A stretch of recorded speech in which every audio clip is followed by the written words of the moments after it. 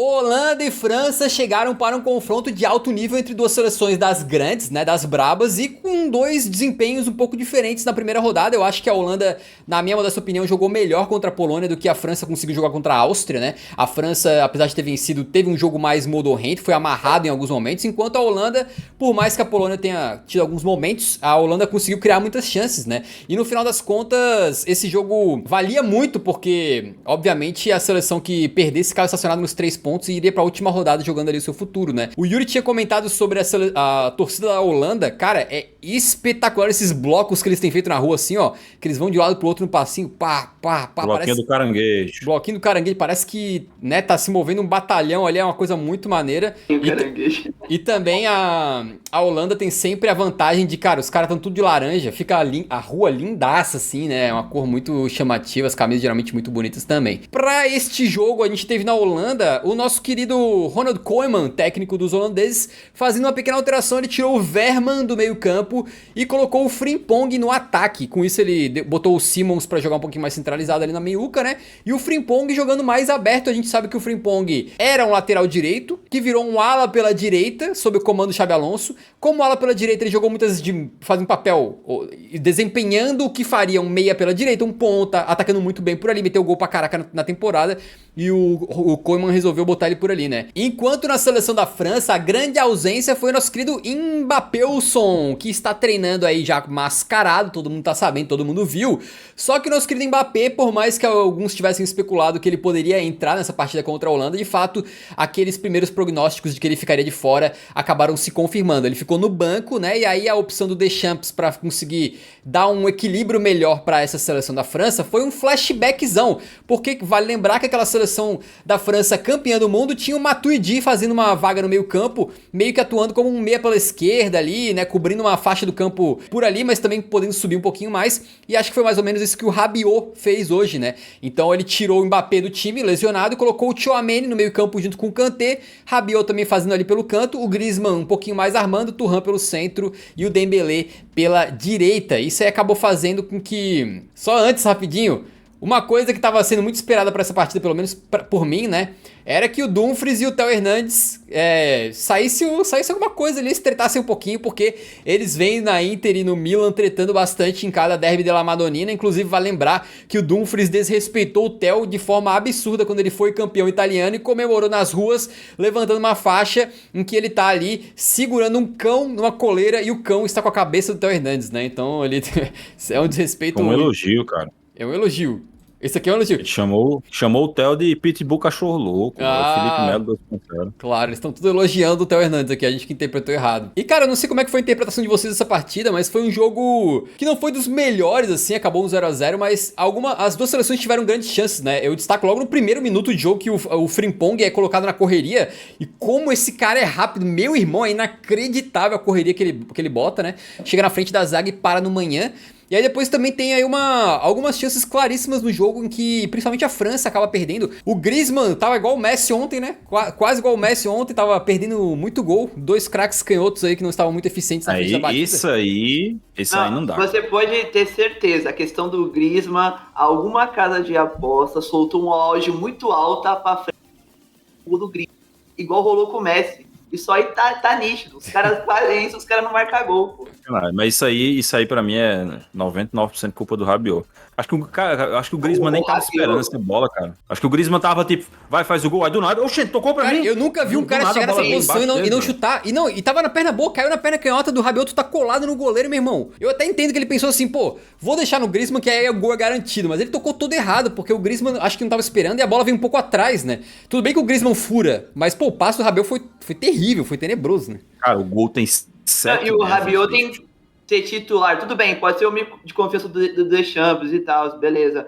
Mas, cara, eu não aceito ver o Camavinga no banco e o Rabiot jogando. Tipo assim, pra mim não faz sentido. Desculpa, pra mim cara, não faz sentido. Eu acho que isso é uma discussão igual a do Cucurella com o Grimaldo. É claro que o Grimaldo fez uma temporada 1 trilhão de vezes melhor do que o Cucurella. Mas enquanto o Cucurella não joga mal, ele não vai sair do time. É a mesma coisa aí com o Rabiot, cara. Tipo, eu acho que esse lance foi bem problemático. Eu acho que isso é uma coisa que o Deschamps tem que chamar e falar, irmão, chuta essa bola tá embaixo da trave. O quão sem confiança a pessoa tem que estar pra não chutar essa bola no gol, né? Mas, assim, eu acho que a galera tem uma implicância muito exagerada com o Rabiot. Eu acho que ele cumpre muito bem o papel dele na seleção francesa. É claro que eu acho que o Camavinga é mais jogador, não tenho dúvida nenhuma disso. Mas eu acho que enquanto o Rabiot estiver fazendo o que o Deschamps pede, ele não vai sair do time, cara. Já é a segunda competição que ele é titular. Ele foi titular na Copa do Mundo todinha. E a gente passou aqui a Copa do Mundo inteira falando a mesma coisa. Pô, o Rabiot titular e o Camavinga no banco. O Camavinga jogando de lateral esquerdo, não sei o quê. E no fim das contas, o Rabiot foi indo, foi cumprindo o seu papel. E a França quase foi campeã do mundo nessa brincadeirinha. Então eu acho que esse vai ser um debate, cara, que vai se estender ainda por muitos anos. Porque o Rabiot não é um jogador velho. É um jogador que ainda tem uns bons anos aí de carreira. Inclusive, pode parar no Real Madrid, tá? Tem múltiplos veículos de imprensa dizendo que o Real Madrid tá cogitando a contratação do Rabiot porque ele tá livre no mercado. Não acredito. E seria uma opção ali para elenco. Cara, apesar da gente ter muita implicância com o Rabiot, é um jogador que os técnicos gostam, tá ligado? Porque ele cumpre o papel bem, taticamente, ele faz o que os caras pedem. Ele é um jogador de muita mobilidade, é um cara muito rápido que tem muito fôlego para preencher o campo inteiro. Então, mesmo que ele seja pior tecnicamente do que o Camavinga, eu consigo compreender que o Deschamps goste tanto de utilizar ele. Mas nesse lance aí, pelo amor de Deus, cara, esse lance aí não existe. Na real, teve alguns lances que ele foi... Eu achei que ele tava muito mal tecnicamente, apesar de que ele conseguiu criar alguma chance na partida, ele botou uma bola na cabeça do Griezmann e tal. Mas, cara, não sei se vocês lembram, tem uma bola que vem na área, que ele pega de direita. O cara manda quase fora do estádio, cara. Foi uma doideira o chute dele. Mas enfim, cara, além desse lance do Rabiot, teve algumas chances também que o nosso querido Griezmann perdeu, né? Teve uma dentro da área, que é uma bola do Kanté, que invade pela esquerda, toca no meio, e o Griezmann chuta pra fora. Tem uma chance de cabeça, que obviamente não é a do Griezmann, né? Mas ele recebe dentro da área também, cabeça meio fraco. Tem essa própria chance do Rabiot, que sim, acho que 95% da culpa é do Rabiot, mas o Griezmann também poderia ter conseguido finalizar ele meio que... É engraçado que primeiro ele erra a bola, né? Porque a bola vem meio que quicando atrás dele. E depois ele tenta levantar e agir muito rápido. Ele cai sozinho, porque ele tenta... Pô, vou aproveitar a oportunidade de tocar pro Rabiot de volta o quanto antes. Ele tenta tocar... Não sei se é pro Rabiot ou alguém tava chegando na área. E aí ele cai de novo sozinho no chão. Mas, apesar de que a Holanda também criou algumas chances, né? Como aquela do Frimpong no começo. Tem uma bola do Gakpo, que é maravilhosa também, que ele abre na entrada da área e manda um tirambaço no canto, que o Manhã faz uma defesa linda. Eu acho que as principais chances foram da França, né? Cara, eu achei que o primeiro tempo foi muito bom, sinceramente. Eu achei que teve boas chances ali também. Logo no comecinho do jogo já teve uma com o Frimpong, né? Que ele recebe ali, se não me engano, o Xavi Simons, um bom contra-ataque ali. Ele acaba finalizando e o Manhã faz uma boa defesa. A França também consegue chegar bem algumas vezes ali. Eu acho que o jogo estava bem movimentado, estava bem interessante. Apesar da ausência do Mbappé, eu acho que o ataque da seleção francesa até que estava funcionando bem. O Kanté fazendo mais uma partida muito boa, inclusive sendo ainda mais ofensivo, né? Eu acho que esse meio-campo da França dá mais liberdade para o Kanté avançar. Contra a Áustria ele não estava avançando tanto, ele estava ficando mais. Mas como hoje ele começou o jogo ali com o Tchouaméni é esse cara mais de ficar na base da jogada, ele deu uma liberada no Kanté e o Kanté apareceu muito bem na fase ofensiva. Na seleção holandesa, cara, eu sigo achando que tanto o Memphis quanto o Xavi Simons, eu acho que ainda não estão, especialmente o Memphis, o Xavi Simons até tem alguns momentos ali de brilhantismo, mas o Memphis eu definitivamente não tô gostando da Euro dele, mas... Acho que é um time que tem funcionado bem. Tá sentindo a ausência do De Jong. Se tivesse o De Jong nesse meio campo seria ainda melhor. Mas eu acho que o Reinders está conseguindo compensar isso. Por exemplo, tá fazendo uma Euro muito boa. Só que aí no segundo tempo o jogo deu uma caída, né? Acho que no segundo tempo o jogo ficou muito mais truncado. Ficou muito mais pegado. Acho que as duas equipes ali não estavam muito a fim de arriscar. As duas, o empate é bom para as duas. Leva para a rodada final. As duas vão enfrentar seleções mais fracas. E aí, cara, quem vencer, conseguir fazer um saldo melhor, pega o primeiro lugar e se classifica. Então acho que é compreensível que eles não tenham visto motivo para se arriscar. A gente também teve uma chance no final em que o Griezmann perde na cara do gol ali, né? O Verbruggen faz uma boa defesa. Acho que a bola entraria, o Verbruggen pega, mas de qualquer maneira o Griezmann não consegue a melhor finalização. Foi uma bola que tava pingando na área. O Kanté, cara, o Kanté foi muito ligeiro. Na hora que o Kanté passou, eu falei, pô, o que ele tá fazendo? Só que a bola vai meio que quicando, passa pela zaga da Holanda e chega no Griezmann. Então foi mais um... E nem parece que tipo, ele ficou 2-3 anos sem ser convocado. Cara, né? Tipo assim, cara já pode até entrar nesse tema bom. então, cara, porque é bizarro, assim. A gente até se questionou um pouco sobre o Kanté, voltando pra seleção da França, mas ele foi eleito o melhor jogador da primeira partida da França, inclusive com o nosso voto também do Eurofute. E aqui na segunda partida, eu até cheguei lá no Discord do Eurão lá e falei, rapaziada, vocês vão me perdoar, mas Kanté man of the match de novo.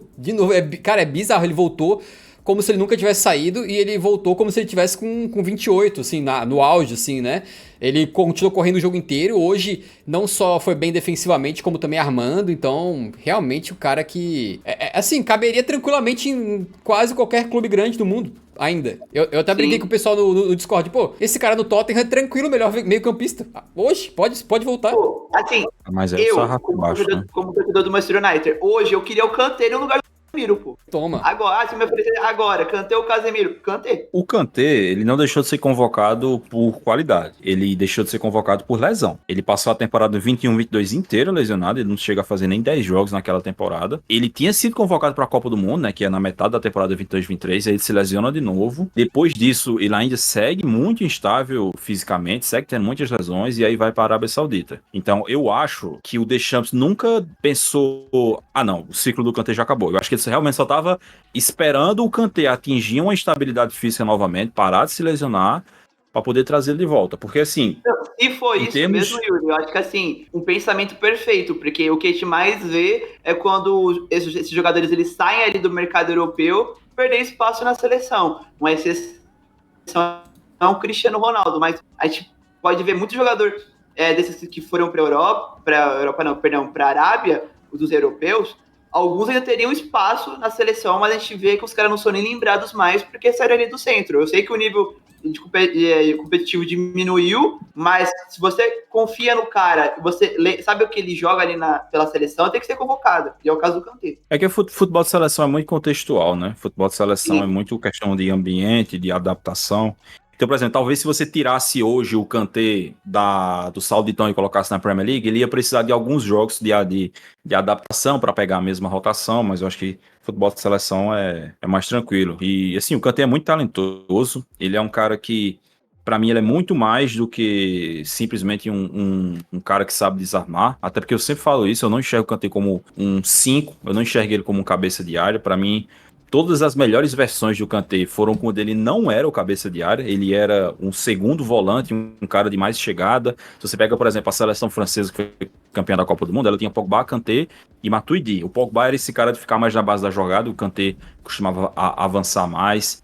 No Chelsea também, as melhores versões ali, primeiro tinha o Matite como cabeça de área, depois tinha o Jorginho como cabeça de área. Então ele é um cara que tem muita mobilidade, tem muita qualidade técnica. Não é um Pogba, ele não tem a qualidade técnica do Pogba, mas ele consegue compensar isso sendo um jogador rápido, sendo um jogador com um pulmão de aço, um cara que não cansa, um cara que é esperto, que tem lá a sua inteligência. O Pedro falou da jogada que ele passa a bola pro Griezmann, de fato, assim, qualquer outro jogador chegaria chutando, mas de repente o Kanté teve esse pensamento, não, eu não chuto tão bem, então eu vou passar pro cara que chuta melhor. Mas é porque o Griezmann, sei lá, parecia que o Griezmann não tava muito ligado. De novo, a sensação que fica é que o Griezmann não tava esperando o passe, né? Porque ele acaba dominando essa bola mal, a bola dá uma escapadinha, ele não consegue chutar com força. Então é isso, cara. Dois jogos muito bons do Kanté, 2 jogos aí que ele mostrou porque que mesmo vindo da Arábia Saudita, o Deschamps já colocou ele de titular direto, porque provavelmente ele chamou, aí foi ter os treinos, né? Ele viu no treino, pô, esse cara tá num nível absurdo, não tem como esse cara se reserva, esse cara tem que ser titular, e assim tá sendo, provavelmente, cara. Cara, a França chegou na final do Mundial em 22 sem o Kanté. O meio campo da França em 22 era Rabiot, Griezmann e Tchouaméni. Você imagina ali se tivesse o Kanté, cara? A história poderia ter sido completamente diferente, porque o Kanté faz muita diferença. É complicado porque o Deschamps ele tem muita opção, né, cara? Em diferentes posições, é muita opção. É muita gente boa para poder jogar. Você tá falando aqui do jogo do Kanté, mas eu também queria destacar aqui, por exemplo, o jogo do Thuram. Acho que ele foi muito bem na partida também, quando foi acionado. É um cara que também veio de uma temporada fantástica na Inter, né, junto com o Lautaro. É aquela dor de cabeça gostosa que o Deschamps tem. É muito nome bom para poder colocar em campo. Sobre o Griezmann, eu acho que o jogador do quilate dele faltou essa malandragem de ficar ali atento até o final da jogada. Por mais que o Rabiot seja o culpado da primeira lance ali, eu acho que se ele tivesse ficado mais um pouquinho ligado... Não, ali já tô exagerando, a bola foi por trás dele. Mas nessa jogada do Kanté, por exemplo, ali, se ele espera que a bola vai vir ali, ele só coloca o pé e fecha na trave. Já era. Pegou muito de surpresa ele ali. Tanto que na hora que ele recebe a bola, ele já fica perdido. Ele tenta consertar, mas já não tem o que fazer ali. Já tá os defensores da Holanda em cima dele já, ele se perde. Cara, a França, acho que, não sei se é a interpretação de vocês também, mas pra mim foi melhor no jogo do que a Holanda, né? Só que quem chegou no gol foi justamente a Holanda, porque tem uma bola que sobra ali pro Xavi Simons, ele mete a sapatada no cantinho, um belo gol, a Holanda faz 1-0, os caras comemoram, e aí depois o gol acaba sendo anulado. Por que esse gol foi anulado? Porque o nosso querido Dumfries estava em posição de impedimento e ele não toca na bola, mas ele está ali atrapalhando a movimentação do goleiro. Ele está atrás do goleiro, impedindo que ele pudesse se movimentar, se jogar da maneira correta e até conseguindo prejudicar o goleiro no sentido de que o goleiro não tem a obrigação também de saber quem está impedido e quem não está, e ele pode interpretar que o jogador está ali para receber a bola, está ali para desviar. Então isso aí toma também a atenção do goleiro e tira ele da concentração máxima para fazer a defesa ali, né? Então acho que essa aí foi a interpretação do gol impedido, que alguns falaram que foi um impedimento absurdo, que foi roubado, não sei o que. Yuri, explica a regra pra gente por que esse gol aqui do Xavi Simons foi cancelado. Primeiramente, cara, todo mundo pode discordar da existência de uma regra ou de uma orientação. Isso aí é perfeitamente plausível, dá pra você entrar em debate. Agora, você não dá pra discordar da aplicação da regra. A regra diz que se o jogador está em posição de impedimento e ele atrapalha a jogada de alguma forma, ele atrapalha o goleiro, ele atrapalha um zagueiro de se movimentar, ou etc., o lance é automaticamente impugnado. E aí, muita gente entra com essa. Ah, mas o Manhã não chegaria nessa bola. Ok, até acho que não chegaria, porque a bola vai bem no cantinho. Mas o árbitro não pode interpretar isso, porque essa regra não é interpretativa. Essa regra é objetiva. É a mesma coisa da regra do impedimento. O cara tá à frente da última linha, tá impedido. A regra do gol, a bola passou da linha do gol, é gol. A regra do lateral, a bola passou da linha lateral, é lateral. É objetivo, não tem interpretação. Então, a partir do momento em que o Dumfries tá impedido e ele tá do lado do Manhã, você tem que entender que ele está objetivamente atrapalhando a movimentação do Manhã. Sabe por quê? Porque se o Manhã quisesse dar 2 passos pro lado, ele ia bater no Dumfries. Se o Manhã quisesse pular, se essa bola não tivesse ido tão no cantinho e o Manhã quisesse pular, ele ia bater no Dumfries. Esse é o conceito. Então, objetivamente, o Dumfries está atrapalhando o Manhã. Se o Manhã ia chegar na bola ou não, não entra em questão. Essa é a regra. E aí, como eu falei, você pode discordar. Você pode pensar, não, pra mim, o árbitro deveria ir no monitor e só marcar impedimento se ele achar que a posição do jogador em posição de impedimento impactou no desfecho da jogada. Que é o que eu penso. Eu acho que a regra seria melhor se fosse assim. Nesse tipo de caso, chama o árbitro, ele vai olhar, ele vai ver, beleza, teve impacto no lance, não teve, então um gol legal. Eu acho que deveria ser assim. Mas não é. Na regra tá que se o cara tá lá em posição de impedimento, tá atrapalhando, automaticamente o lance é impugnado. Então esse lance aí pra mim tem zero polêmica. O Anthony Taylor, nosso querido Jader Rocha britânico, era quem tava apitando o jogo, ele acertou no lance. Cara, eu queria falar também dessa questão da Holanda. Duas coisas que eu reparei, fico pensando se o Coman, ele faz a melhor escolha de decisão, até na formação, porque quando a gente pega pra ver a temporada do que foi o Frimpong na temporada, ele foi muito bem como ala. E na Holanda ele joga meio como com um ponta, um meia pela direita. Eu não sei o quanto isso afeta o futebol dele. Não sei se deixasse ele como uma espécie de ala, né, novamente uma formação nova, poderia melhorar o desempenho dele. Outra questão que essa aqui, pra mim foi o cúmulo. O jogo do Depay não foi bom, foi um jogo ruim dele. Acho que todos concordamos isso. Aí você tem no seu banco um dos principais sintomas da temporada, que foi o Zirkzee. E o cara nem chama ele, nem pede pra ele tirar o colete, pô. Aí acho que já foi muita burrice do Coman também. Acho que na situação dessa aqui, você tem um Depay não bem no jogo, por mais que ele seja protagonista na seleção, ele não tá bem no jogo, você precisa ganhar o jogo, você tem no seu banco um cara que vem da temporada fantástica, você tem que pôr ele. Não dá pra deixar uns caras desse no banco. Eu também tava olhando aqui o jogo as substituições da França e o Deschamps fez só 2, né? Então tem vários jogadores também no banco que são de extrema qualidade e o cara não botou nem 2 minutinhos pro cara dar uma suadinha ali, nem nada. Então ele preferiu fazer só 2 substituições aí também. Holanda e França estão com 4 pontos agora no grupo e é praticamente impossível que elas sejam eliminadas, porque com 4 pontos as chances de tu cair, né, é praticamente nulas aí. No final das contas, acho que teria que ver a combinação de resultados aqui, mas mesmo se por eventual alguma delas ficar em terceiro lugar, no ranking de desempate dos terceiros lugares lá, muito possível que com 4 pontos elas consigam classificar, tá? Então a questão é só saber quem passa em primeiro, quem passa em segundo, quem passa em terceiro. Tá tudo aberto, tanto Áustria quanto França quanto Holanda podem acabar em qualquer uma dessas posições aí. Fechou? Deixa eu só falar algumas coisas pra vocês pra gente encerrar então. Primeiramente, postaram aqui as estatísticas do Rabiot. 4 chances criadas, quase 100% de passes certos, 3 dribles e tal, 3 desarmes, 8.2 de nota. E eu falo, cara, não é possível. Eu vi outro jogo. Os números às vezes, não sei, algumas vezes corroboram aquilo que tu viu, outras vezes não sei. Eu achei que o Rabiot foi muito mal em alguns lances capitais e não gostei muito da atuação dele. Também não foi péssima, né? Mas às vezes os números fazem parecer que sim, que o cara foi o man of the match e não creio que foi o caso. Minha modesta opinião. Leve em consideração. Você tá com raiva do Zidane cabeludo, cara. Tá? Leve em consideração que, assim como meu amigo Christian, digamos que eu tenho. Quando o assunto é Rabiot, eu sou um pouco azedo, né? Mas beleza. Temos aqui também algumas estatísticas do nosso querido Saliba, né? Um zagueiro que vale ressaltar antes da Euro. A gente tava até se questionando, porque ele é um jogador que foi criticado pelo próprio Deschamps publicamente. Não era o titular, mesmo fazendo uma temporada brutal pelo Arsenal, mas agora parece que ganhou uma posição. Foi titular no primeiro jogo, cometeu alguns erros na saída de jogo ali, que foi meio preocupante, mas agora, mais uma vez, parece que ele teve uma boa atuação, né? Principalmente na questão da posse de bola, ele perdeu uma vez só a posse de bola na partida inteira, parece que foi um negócio assim.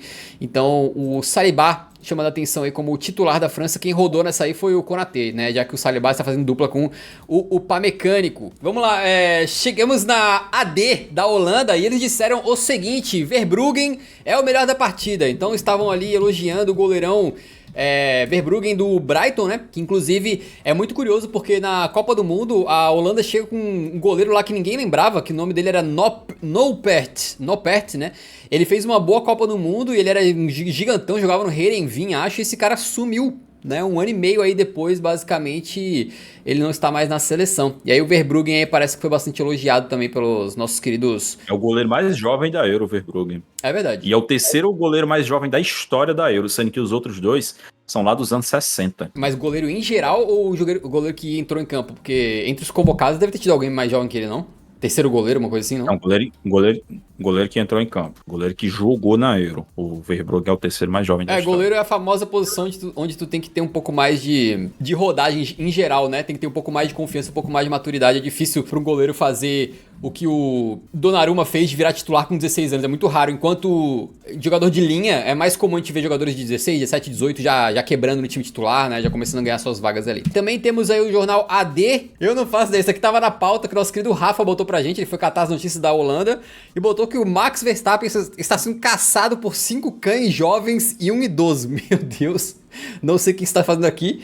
Beleza, muito obrigado, Rafa, muito relevante. Vai lembrar que o Hamilton foi o primeiro nos treinos livres hoje, então CH-UPA Verstappen. Mas vamos agora para o L'Equipe, jornal francês. O L'Equipe disse o seguinte: os caras afirmaram que o sistema assimétrico que o Deschamps colocou em campo tem limites, ou seja, o sistema assimétrico que eles estão querendo dizer aí é o sistema, não é bem certinho um 4-3-3 posicionado bonitinho, né? Eles jogaram com o Tchouaméni, Kanté e o Rabiot mais para um lado, o Griezmann também fazendo uma meiuca ali com aquela liberdade que é de costume dele, e aí meio que não teve um ponto esquerda ponta mesmo, né? O Rabiot caía por ali, inclusive conseguiu criar algumas chances por ali, mas é um sistema que eles chamam de assimétrico, assim como foi naquela época do nosso querido Matuidi. Beleza? Então essa aqui é a crítica do L'Equipe. Que isso, cara? Por que tu falou isso assim do nada, rápido e alto? É porque era engraçado quando o Juninho Pernambucano tava comentando a Champions na Globo, aí ia ter jogo do PSG, aí ele falava Matuidi desse jeito, sabe? Eu achava muito bom, porque o nosso sotaque é bem forte aqui no Nordeste, aí o nome do Matuidi especialmente fica muito acentuado. Matuidi, sem que você vai ver os outros falando, é Matuidi, é Matuidi, tá ligado? Mas a gente não é Matuidi. Show. Entendeu?